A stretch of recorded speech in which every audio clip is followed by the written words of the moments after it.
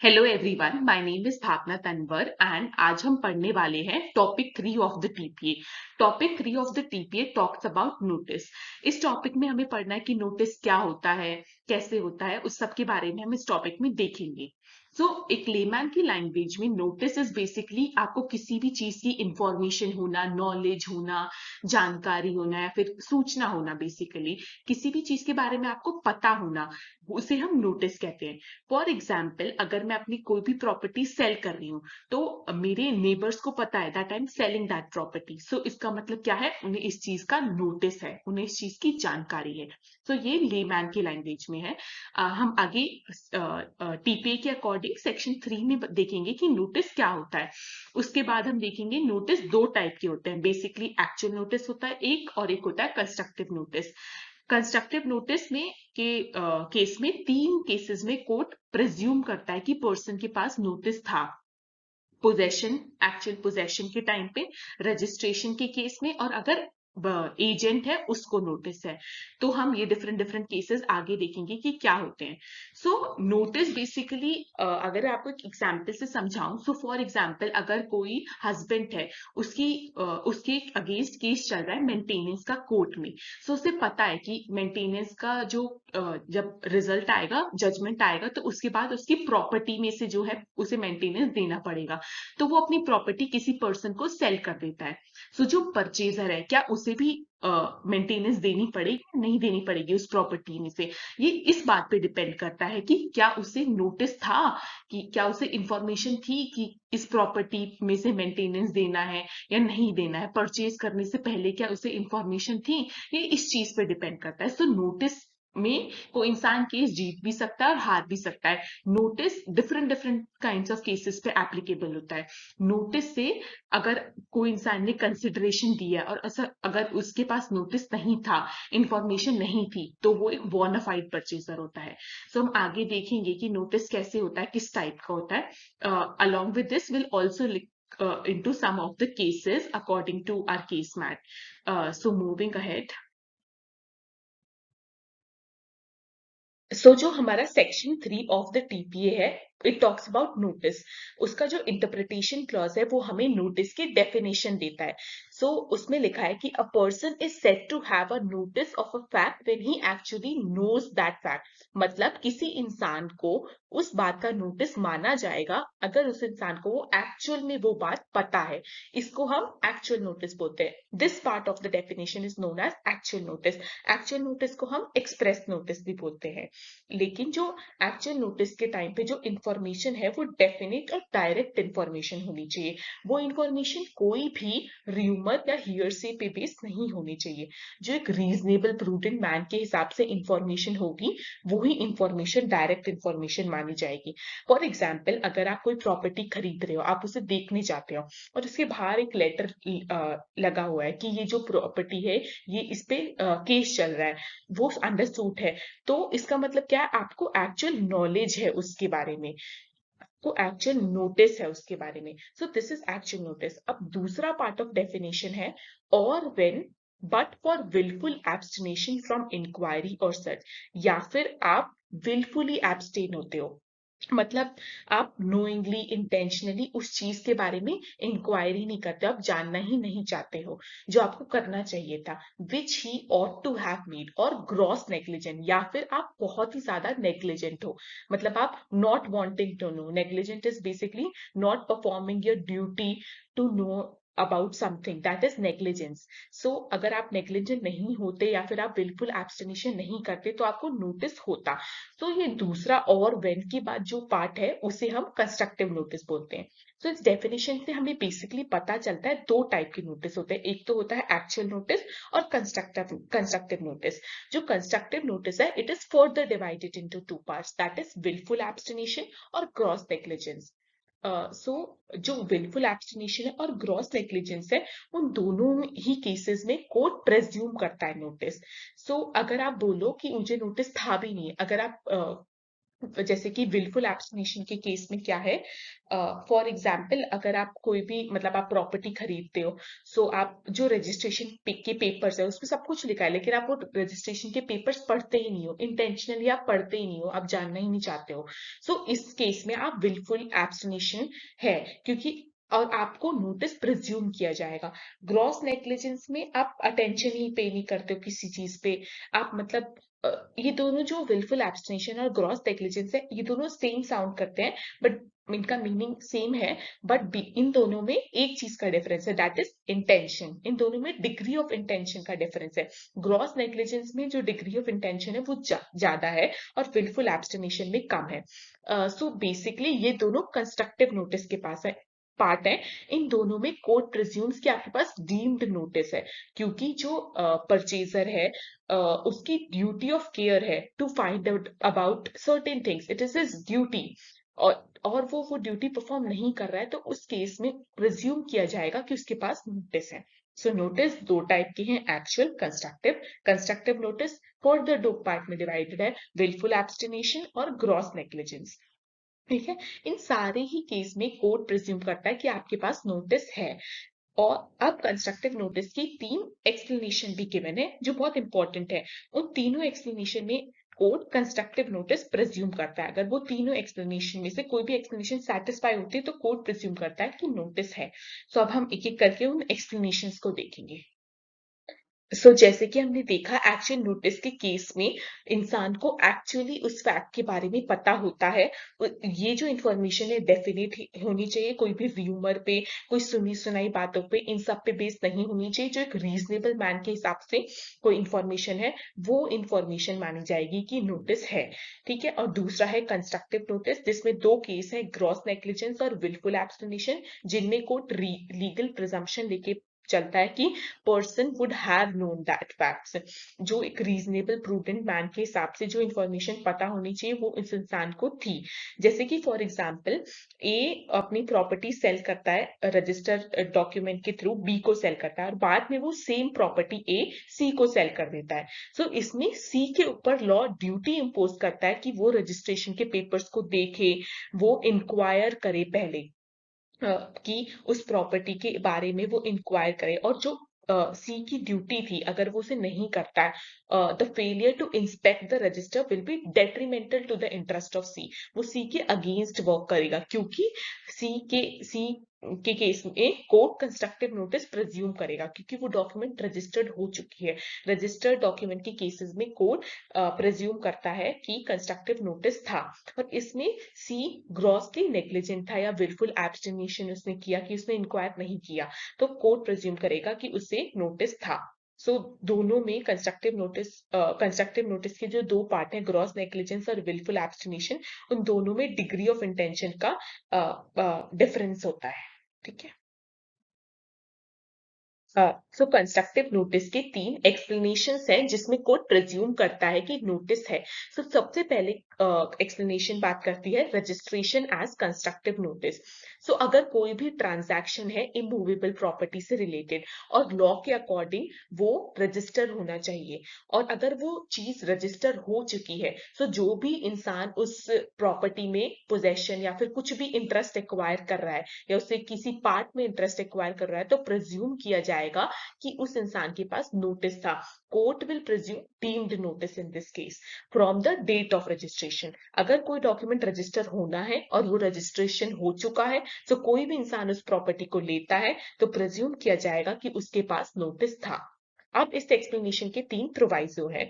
सबसे पहला प्रोवाइजो बोलता है कि जो इंस्ट्रूमेंट, जो भी डॉक्यूमेंट या फिर जो भी ट्रांसफर या फिर जो भी सेल है, वो जो रजिस्टर होना चाहिए वो इंडियन रजिस्ट्रेशन एक्ट 1908 के जो मैनर प्रिस्क्राइब है उसके अकॉर्डिंग वो रजिस्ट्रेशन होना चाहिए। ठीक है, जो मैनर दिया है इंडियन रजिस्ट्रेशन एक्ट उसके अकॉर्डिंग होना चाहिए। दूसरा, जो इंस्ट्रूमेंट ऑफ मेमोरेंडम है उसमें वो इंफॉर्मेशन प्रॉपरली एंटर होनी चाहिए। तीसरा, जो भी ट्रांजैक्शन से रिलेटेड इंफॉर्मेशन है वो उस डॉक्यूमेंट के, वो उस एक्ट के सेक्शन 55 के अंडर जो इंडेक्सेस दिए हैं उसमें प्रॉपरली एंटर होनी चाहिए।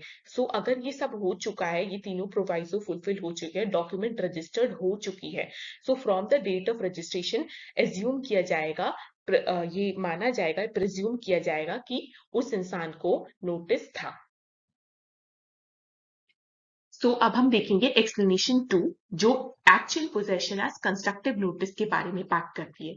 इसका मतलब है कि अगर किसी के पास किसी प्रॉपर्टी का एक्चुअल पोजेशन है और कोई दूसरा इंसान उस प्रॉपर्टी में फ्यूचर में इंटरेस्ट एक्वायर करता है, तो माना जाएगा कि उस इंसान को नोटिस ऑफ टाइटल था। जैसे कि हम देखें डेफिनेशन, तो any person acquiring any immovable property, कोई इंसान अगर कोई इमूवेबल प्रॉपर्टी एक्वायर करता है और एनी शेयर और इंटरेस्ट इन सच प्रॉपर्टी, या फिर कोई शेयर या इंटरेस्ट एक्वायर करता है उस प्रॉपर्टी में, shall be deem to have notice of the title, माना जाएगा कि उसे टाइटल के बारे में नोटिस था। इफ एनी, अगर कोई, of any person who is for time being in actual possession of property, अगर किसी इंसान के पास उस प्रॉपर्टी का एक्चुअल पोजेशन है। फॉर एग्जाम्पल, अगर मेरे पास कोई प्रॉपर्टी है, अभी मेरे पास एक्चुअल पोजेशन है उस प्रॉपर्टी का, और बाद में कोई इंसान उस प्रॉपर्टी में इंटरेस्ट एक्वायर करता है, तो माना जाएगा कि उसे टाइटल के बारे में नोटिस था। कोर्ट इस केस में डीम्ड नोटिस प्रेज्यूम करेगी कि एक्चुअल पोजेशन अगर किसी का है किसी प्रॉपर्टी पे, तो जो पर्सन उसमें इंटरेस्ट एक्वायर करता है उसे कंस्ट्रक्टिव नोटिस माना जाएगा टाइटल के बारे में। फॉर एग्जाम्पल, ए अपना हाउस लीज पे देता है बी को, और बी उस हाउस का पोजेशन लेता है, उसमें रहने लग जाता है। बाद में ए सेम हाउस को सी को सेल कर देता है। सो इस केस में प्रिज्यूम किया जाएगा कि सी के पास कंस्ट्रक्टिव नोटिस था about the title of the property. ये सी की ड्यूटी थी कि वो इंक्वायर करे about possession of the property. So ये एक्सप्लेनेशन बहुत ज्यादा इंपॉर्टेंट है, क्योंकि हमारे जो केसेस हैं they are also based on this explanation, and this explanation has also been asked in previous year question papers. So it is very important to understand this. तो basically says कि अगर किसी के पास एक्चुअल पोजेशन है और कोई और इंसान उस प्रॉपर्टी में इंटरेस्ट एक्वायर करता है या उसके पार्ट में इंटरेस्ट एक्वायर करता है इमूवेबल प्रॉपर्टी के में, तो प्रिज्यूम किया जाएगा कि उसे notice of the title of the property था। सो जो हमारी थर्ड एक्सप्लेनेशन है, it basically talks about notice to agent as constructive notice. अगर किसी भी एजेंट को अगर किसी भी फैक्ट के बारे में इंफॉर्मेशन है, नोटिस है, तो प्रिज्यूम किया जाएगा कि उसके प्रिंसिपल को भी वो बात पता है। A person shall be deemed to have had notice of any fact if it's his agent acquires notice thereof whilst acting on his behalf in the course of business to which that fact is material। ठीक है, तो अगर agent को कोई बात पता है, कोई फैक्ट पता है, तो ये प्रिज्यूम किया जाएगा कि प्रिंसिपल को भी, मास्टर को भी वो बात पता है। लेकिन जो ये इंफॉर्मेशन है कोर्स ऑफ बिजनेस के टाइम पे होनी चाहिए, ये रिलेटेड टू दैट एजेंसी होनी चाहिए, ड्यूरिंग द एजेंसी होनी चाहिए, before agency, before after agency नहीं होनी चाहिए। फॉर एग्जाम्पल, अगर एजेंट को पर्सनल लेवल पे कोई बात पता है पर्सनली, तो वो नोटिस के प्रिज्यूम नहीं किया जाएगा। प्रिंसिपल पर तभी नोटिस प्रिज्यूम किया जाएगा जब एजेंट कोर्स ऑफ बिजनेस में कोई इंफॉर्मेशन एक्वायर करता है। लेकिन इसका एक एक्सेप्शन है, provided that if the agent fraudulently conceals the fact the principal shall not be charge with the notice thereof as against any person who was party to or otherwise cognizant of the fraud। जो अगर agent अगर वो fraudulently act करता है, intentionally वो conceal करता है कोई भी फैक्ट के बारे में, प्रिंसिपल को नहीं बताता है उसके बारे में, और जिससे वो प्रॉपर्टी ले रहा है उसके साथ मिलकर, थर्ड पार्टी के साथ मिलकर कॉन्स्पिरेसी कर अगर कोई फैक्ट छुपाता है, तो उस केस में प्रिज्यूम नहीं किया जाएगा कि प्रिंसिपल के पास नोटिस था। ठीक है, सो अगर एजेंट को कोई बात पता है तो प्रिज्यूम किया जाएगा कंस्ट्रक्टिव नोटिस है प्रिंसिपल को भी, लेकिन एजेंट कोर्स ऑफ बिजनेस में वो बात पता होनी चाहिए, और दूसरा जो एजेंट है वो फ्रॉडुलेंटली कंसील नहीं करना चाहिए, फैक्ट वो फ्रॉडुलेंटली एक्ट नहीं करना चाहिए। So now we look into the cases. The first case is Ahmedabad Municipal Corporation versus Haji Abdul Ghaffar Haji. सो इस केस में एक पर्सन होता है जिसे कोर्ट इंसॉल्वेंट डिक्लेयर कर देती है, उसकी जो प्रॉपर्टी एस्टेट होती है वो अपने अंडर ले लेती है। सो जो कोर्ट कुछ रिसीवर्स, कोर्ट अपॉइंटेड ऑफिशियल्स होते हैं, जिन्हें वो प्रॉपर्टी दे देती है और उनके अंदर वो प्रॉपर्टी रखती है, और जो वो प्रॉपर्टी है, रिसीवर्स हैं, अपॉइंटेड ऑफिशियल्स हैं, वो उस प्रॉपर्टी को ऑक्शन करते हैं, ऑक्शन के थ्रू उस प्रॉपर्टी को सेल करते हैं। सो ऑक्शन के टाइम पे जो प्लेंटिफ होते हैं हमारे हाजी अब्दुल गफर हाजी, वो उस प्रॉपर्टी को परचेज कर लेते हैं। अभी वो रिस्पोंडेंट है क्योंकि अपील में केस आया, तो वो प्लेंटिफ थे, तो वो उस प्रॉपर्टी को खरीद लेते हैं ऑक्शन के टाइम पे। सो बाद में क्या होता है, पता चलता है कि जो उस प्रॉपर्टी पे 3 साल से म्युनिसिपल टैक्सेस ड्यू थे, जो रिसीवर्स थे उन्होंने म्युनिसिपल टैक्सेस पे नहीं किए हुए हैं। सो जो म्युनिसिपल कॉर्पोरेट अथॉरिटी होती है वो प्लेंटिफ से टैक्सेस मांगती है, और जब प्लेंटिफ टैक्स पे नहीं करता है तो वो उस प्रॉपर्टी को अटैच कर लेते हैं म्युनिसिपल कॉर्पोरेशन, टैक्सेस नहीं पे करने की वजह से। सो फिर जो परचेजर है हाजी अब्दुल गफर, वो सूट इंस्टीट्यूट करते हैं। वो बोलते हैं कि उन्हें तो इस बात का नोटिस था ही नहीं, खरीदने से पहले उन्हें तो पता ही नहीं था कि इस प्रॉपर्टी पे म्युनिसिपल टैक्सेस हैं। उन्हें पता होता तो वो खरीदते ही नहीं, उन्हें कोई नोटिस नहीं था, और उन्होंने कंसिडरेशन भी दिया, वो बोनाफाइड परचेजर है। तो वो परमानेंट इंजंक्शन मानते हैं कि कॉर्पोरेशन इस प्रॉपर्टी को अटैच नहीं कर सकती है। ठीक है। सो इस केस में एक्चुअल नोटिस तो नहीं था, क्लियरली उन्हें नहीं बताया गया था। सो इशू बेसिकली ये है कि जो परचेजर है, जो प्लेंटिफ है, whether he had constructed notice about municipal taxes और not, that is the issue, कि उन्हें कंस्ट्रक्टिव नोटिस था म्युनिसिपल टैक्सेस के बारे में, नहीं था। सो अब हम वो देखेंगे। So court basically made certain observations. So court said that according to section 141 of Bombay Provisional Municipal Corporation Act, from all the charges, property tax is the first charge which has to be given. So जो corporation की उसकी duty थी कि वो property tax को सबसे पहले पे करे और फिर उस प्रॉपर्टी को सेल करे, सेक्शन 141 के according.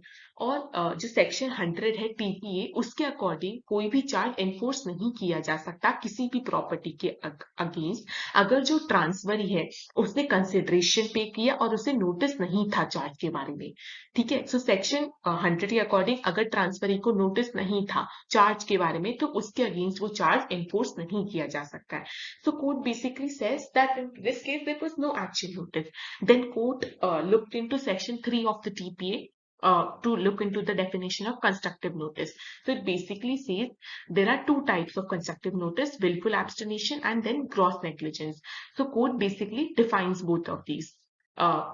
It says that willful abstention suggests conscious or deliberate abstention. ठीक है, कॉन्शियस, डेलिब्रेट, नोइंगली, इंटेंशनली आप कोई चीज को नहीं जानना चाहते हो। And gross negligence is indicative of a higher degree of neglect. Gross negligence में डिग्री ऑफ इंटेंशन निग्लेक्ट ज्यादा होता है। So court also define negligence. Court says that negligence is ordinarily understood as an omission to take such reasonable care as under the circumstances is the duty of a person of ordinary prudence to take. जो कोई ordinary prudence, reasonable man, जो कोई भी care करता, कोई भी act perform करता, कोई इंक्वायरी करता, वो ना करना नेग्लिजेंस माना जाता है। सो कोर्ट सेज कि कंस्ट्रक्टिव नोटिस की जो केस है वो फैक्ट और सर्कमस्टांसेस ऑफ केस पे डिपेंड करता है। हर केस में अलग अलग टाइप का होता है, उस केस के फैक्ट्स, लॉ, ये सबसे हमें पता चलता है कि कंस्ट्रक्टिव नोटिस था या नहीं था। अगर 3 एक्सप्लेनेशन के अंदर जो हमने पढ़ी, registration, notice of actual possession और नोटिस टू एजेंट, ये 3 केसेस होंगे तो नोटिस प्रिज्यूम किया जाएगा। लेकिन अगर ये तीनों चीजें नहीं है तो कोई भी एक स्ट्रेट जैकेट फॉर्मूला नहीं है जिससे हमें पता लगे कि नोटिस था कंस्ट्रक्टिव नोटिस या नहीं था।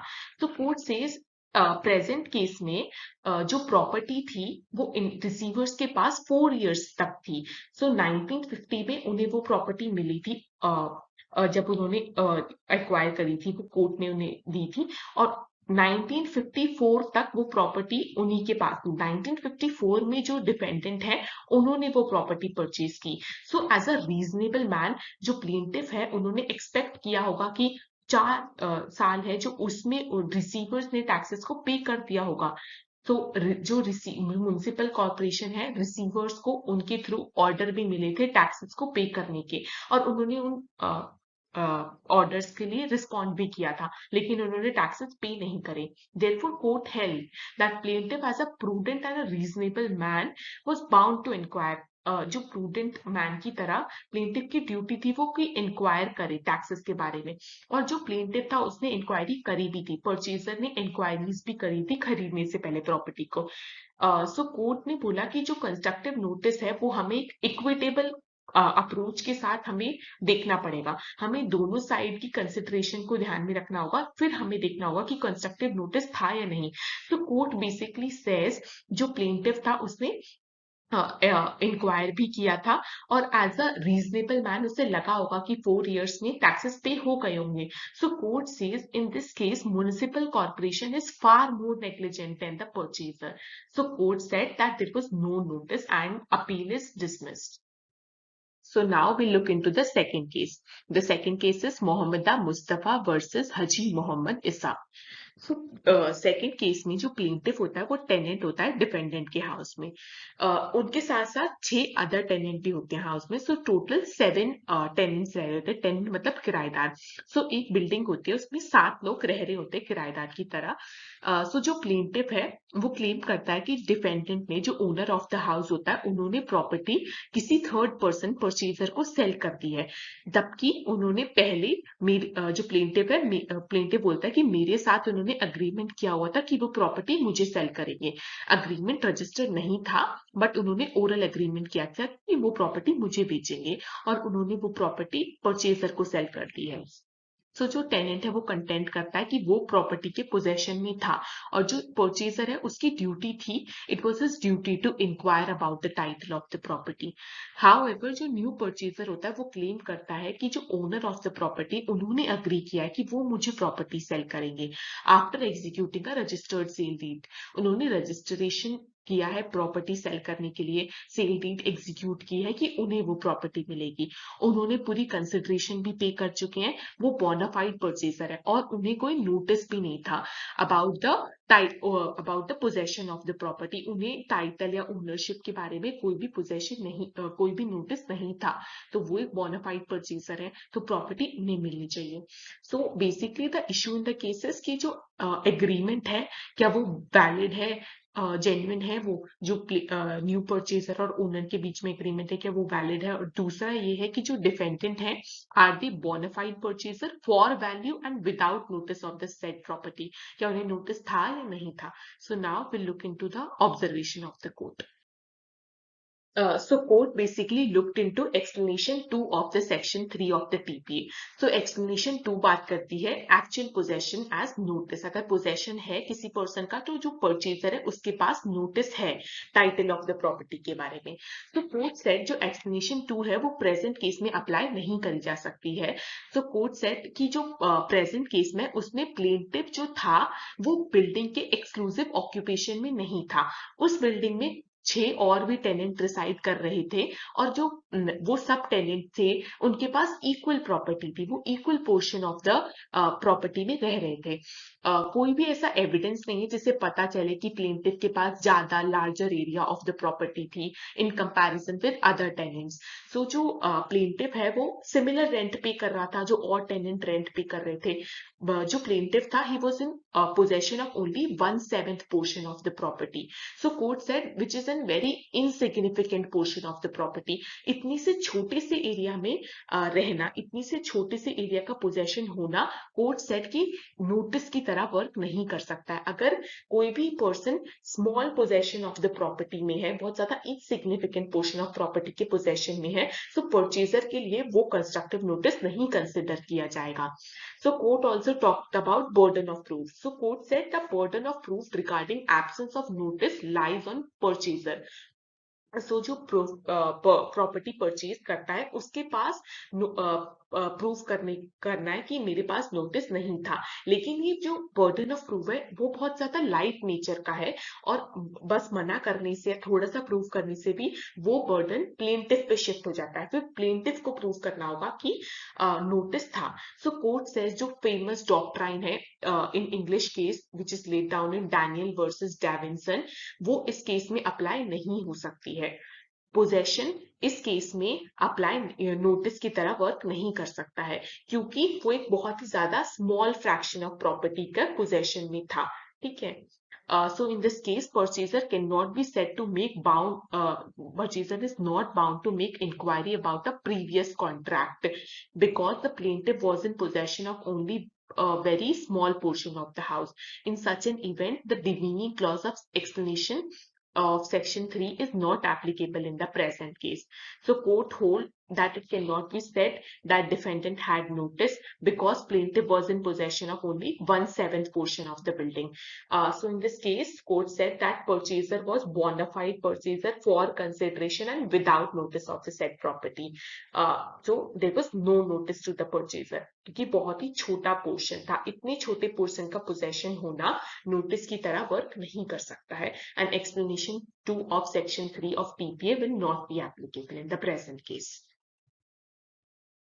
So in this case son और मदर होते हैं, वो अपनी जो डिस्प्यूटेड प्रॉपर्टी है उसे सेल कर देते हैं रिस्पोंडेंट को along with an agreement of reconvenience. Agreement of reconvenience basically होता है कि option to buy back the property. Basically वो बोलते हैं कि हम इस प्रॉपर्टी को वापस खरीदेंगे कुछ टाइम 6 साल के बाद, हम आपको सारे जो कंसिडरेशन सारे पैसे उसे वापस करेंगे और वो प्रॉपर्टी को वापस ले लेंगे. ठीक है, ये होता है अग्रीमेंट ऑफ रिकन्वीनियंस. लेकिन क्या होता है कि वो कुछ टाइम बाद उस प्रॉपर्टी को प्लेंटिफ को सेल कर देते हैं, दोबारा प्लेंटिफ को सेल कर देते हैं उस प्रॉपर्टी को. तो दो ट्रांजैक्शन होते हैं. सो प्लेंटिफ उस प्रॉपर्टी का पोजेशन ले लेता है और उस प्रॉपर्टी में कुछ रिपेयर्स वगैरह भी कैरी करवाता है और फिर वो सूट में इंस्टीट्यूट करता है for the execution of the registered sale deed, कि उसका एग्जीक्यूशन हो. सो जो डिपेंडेंट होते हैं वो कंटेंट करते हैं कि वो बोनाफाइड परचेजर है. उन्हें जो प्रीवियस एग्रीमेंट था उसके बारे में कोई भी नॉलेज नहीं थी और उन्होंने कंसिडरेशन भी पे किए, उन्हें कोई नोटिस नहीं था. सो जो डिफेंडेंट है वो ये बोलते हैं और जो रिस्पोंडेंट है वो कंटेंट करते हैं कि according to explanation 2 of section 3 of the TPA जो परचेजर है, जो बाद में जिन्होंने प्रॉपर्टी परचेज किया, उन्हें कंस्ट्रक्टिव नोटिस था क्योंकि वो बिल्डिंग के बहुत ही पास रिसाइड कर रहे थे. सो बेसिकली इस केस में इश्यू ये है कि जो डिफेंडेंट है वो बोनाफाइड परचेजर है, whether they had notice about the previous sale deed और नॉट.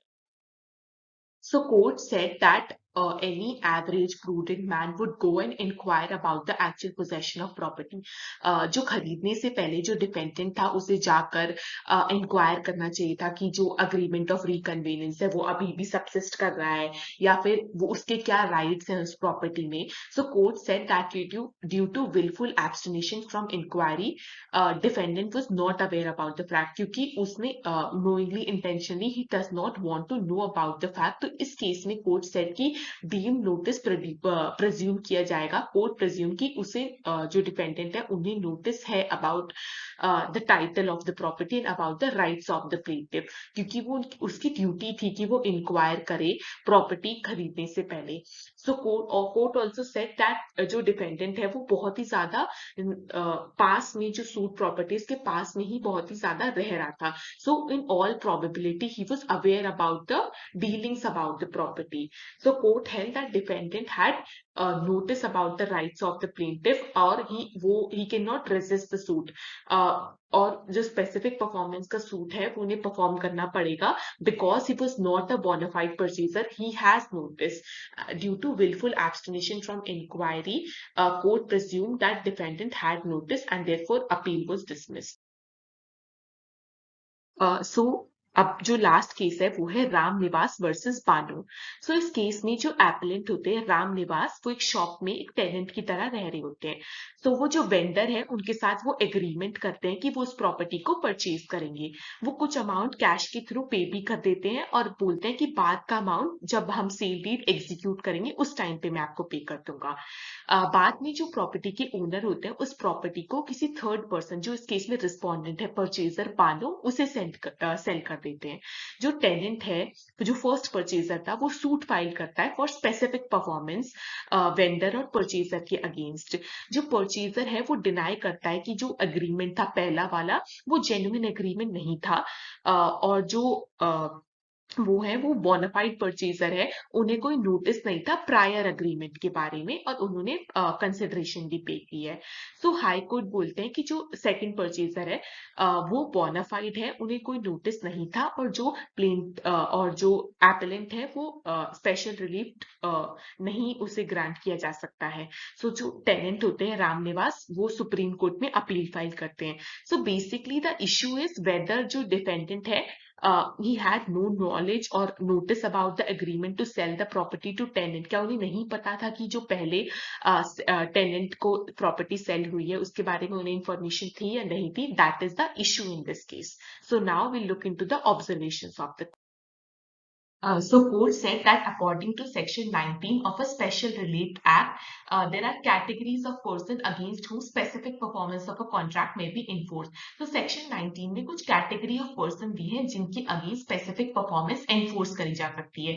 So section 19 का जो clause B है वो बोलता है कि किसी भी person के against जो है specific performance enforce की जा सकती है except a transferee for value has paid his money in good faith and without notice of a original contract except उस इंसान के अगेंस्ट जो ट्रांसफरी है जिसने कंसिडरेशन पे की है गुड फेथ में और उसे नोटिस नहीं था ओरिजिनल कॉन्ट्रैक्ट के बारे में.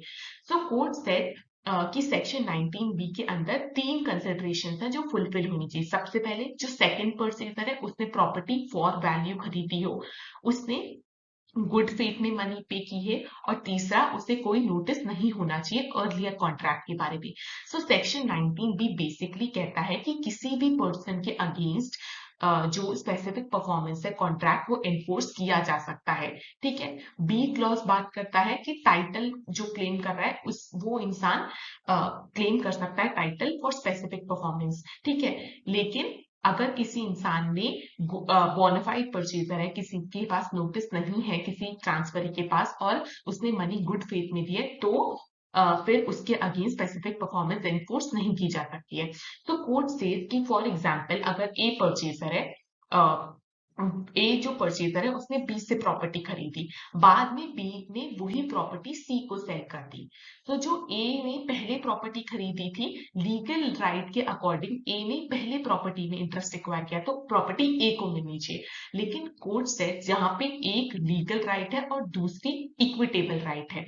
अगर सी बोनाफाइड परचेजर है, उसने वैल्यूएबल कंसिडरेशन पे की है और उसने प्रॉपर्टी एक्वायर करते वक्त उसे कोई नोटिस नहीं था प्रायर अग्रीमेंट के बारे में तो उसे प्रायोरिटी मिलेगी, तो प्रॉपर्टी सी को मिलनी चाहिए. यही प्रिंसिपल कोर्ट सेज कि section 19B of special relief act में गिवन है कि अगर कोई इंसान बाद में प्रॉपर्टी में इंटरेस्ट एक्वायर करता है और उसे नोटिस नहीं था प्रायर एग्रीमेंट के बारे में so he should get the property. अगर उसे नोटिस था तो फिर प्रॉपर्टी ए को मिलनी चाहिए. So court said that according to section 3 of the PPA notice 3 type का हो सकता है, एक्चुअल नोटिस, कंस्ट्रक्टिव नोटिस और imputed notice. So court held that according to explanation 2 of section 3 of the TPA, एक statutory presumption of notice arise होता है कि कोई भी इंसान अगर प्रॉपर्टी में इमूवेबल प्रॉपर्टी में इंटरेस्ट एक्वायर करता है, उसके किसी शेयर में इंटरेस्ट एक्वायर करता है, टाइटल के बारे में प्रिजम्पशन अराइज होता है उस इंसान के बारे में जो उस प्रॉपर्टी के एक्चुअल पोजेशन में है. So court said that explanation 2 of section 3 of a TPA is very important point about notice. ठीक है. जो वर्ड नोटिस है कोर्ट सेट वो बहुत ही ज्यादा वाइडर इंटरप्रिटेशन है नॉलेज के कंपैरिजन में. भले ही आपको किसी चीज की नॉलेज हो या ना हो लेकिन आपको उस चीज का नोटिस प्रिज्यूम किया जाएगा. आपको नहीं नॉलेज मतलब आपको नहीं पता उस पर्सन ने प्रॉपर्टी पहले सेल किया नहीं की, लेकिन अगर आपने विलफुल एब्स्टिनेशन या ग्रॉस नेग्लिजेंस की वजह से इंक्वायरी नहीं की है प्रायर एग्रीमेंट के बारे में तो प्रेज्यूम किया जाएगा आपके पास नोटिस था. तो भले ही आपके पास नॉलेज ना हो पर आपके पास नोटिस है ये प्रेज्यूम किया जाएगा. A person may not have actual knowledge of a fact but he may have notice of it in accordance with the definition of the notice. ठीक है. सो नॉलेज हो या ना हो उससे मैटर नहीं करता है, नोटिस प्रिज्यूम किया जाएगा अगर किसी भी एक्सप्लेनेशन में फॉल करता है तो. So if the purchaser have abstain from making an inquiry into the real nature of the possession of the tenant he can not escape the consequences of a deem notice. तो court basically said कि इस present case में purchaser ने inquire नहीं किया था about actual possession, tenant के पास जो पोजेशन था उसके बारे में. तो इस केस में जो परचेजर है उसके ऊपर डीम्ड नोटिस प्रिवेल करेगा. एक्सप्लेनेशन 2 ऑफ सेक्शन 3 के अकॉर्डिंग ये प्रिज्यूम किया जाएगा कि परचेजर को डीम नोटिस था about the title of the possession because due to wilful abstention he does not make the inquiry. about the prior possession. So therefore purchaser will be deemed to have notice. और जो section 19B के अंदर जो tenant है उसे specific performance of contract मिलेगी और purchaser के पास नोटिस रिज्यूम किया जाएगा. Therefore the appeal is allowed. Thank you so much for watching.